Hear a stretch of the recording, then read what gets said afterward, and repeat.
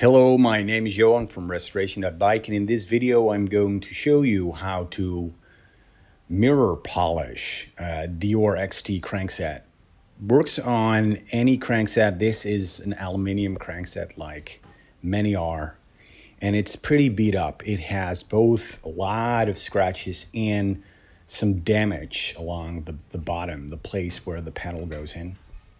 And I'll be using both a sandpaper and a polishing wheel.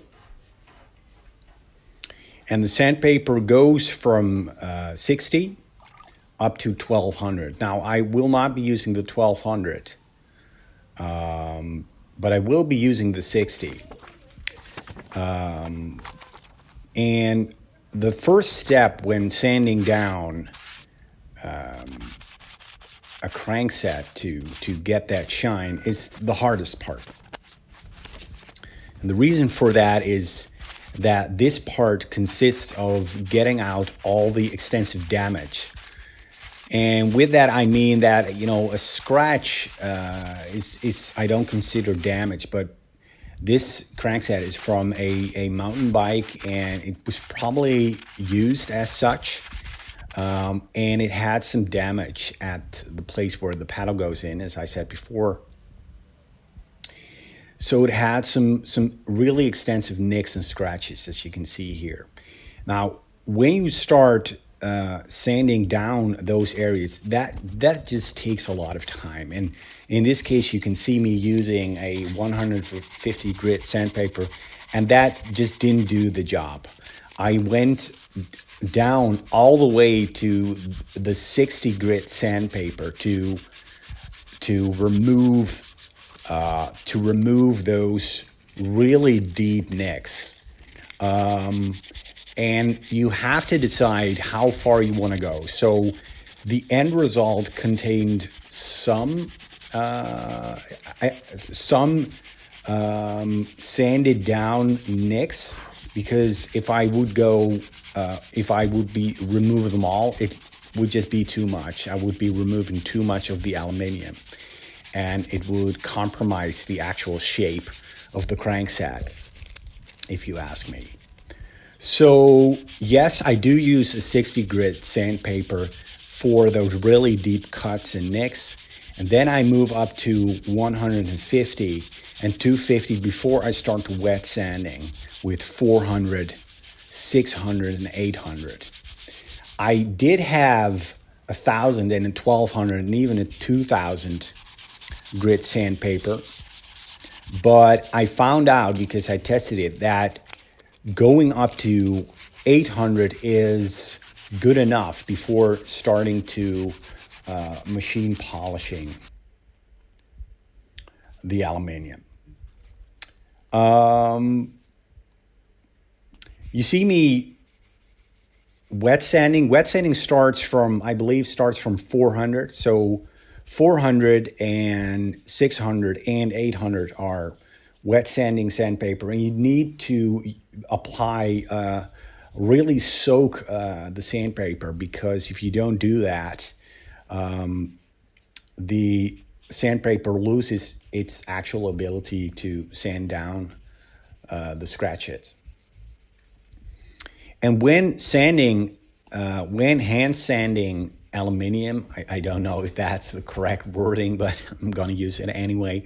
When you use sandpaper or flint paper, and you go up a grit, like from 250 to 400, 400 to 600, you can really see the places where you have and have not been using the sandpaper.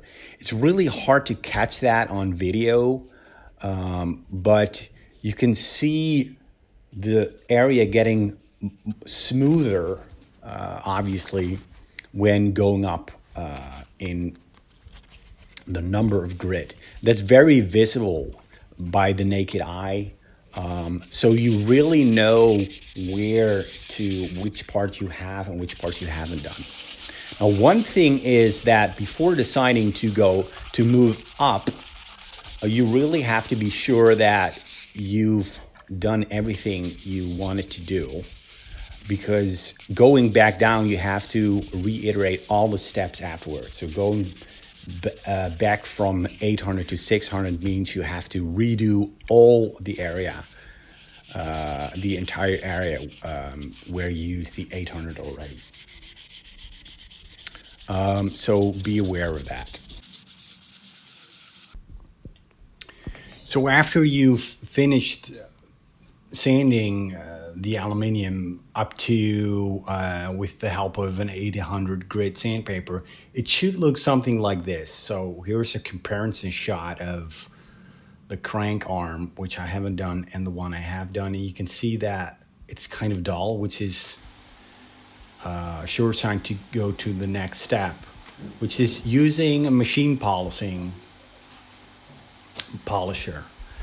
Like this one, it has two wheels, and here with the help of a 60 grit sandpaper, I take off some of the old cutting compound. There are 4 compounds in total, and use them to, in this case I use the white one first, to kind of exactly the same way like you use the sandpaper, from coarse to smooth, with the white one being the coarsest.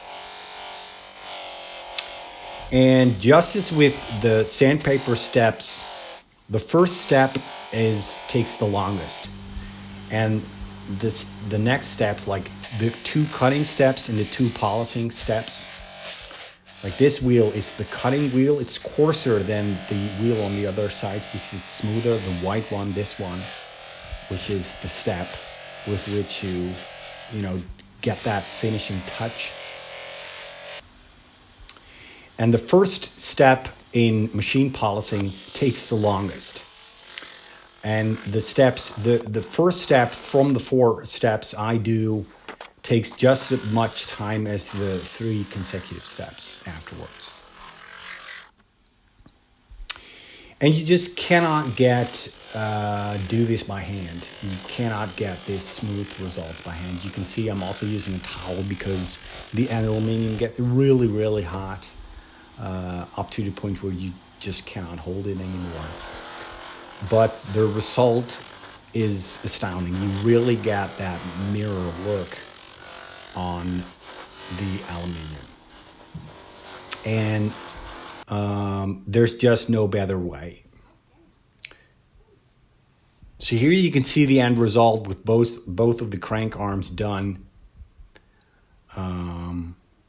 Really good. Almost all of the nicks and scratches. All of the scratches are gone, and almost all of the nicks, except for the biggest one, are gone as well. So if you like this video, be sure to subscribe and like it. I wish you all the best with your own restoration projects, and I hope to see you on the next video. Bye for now.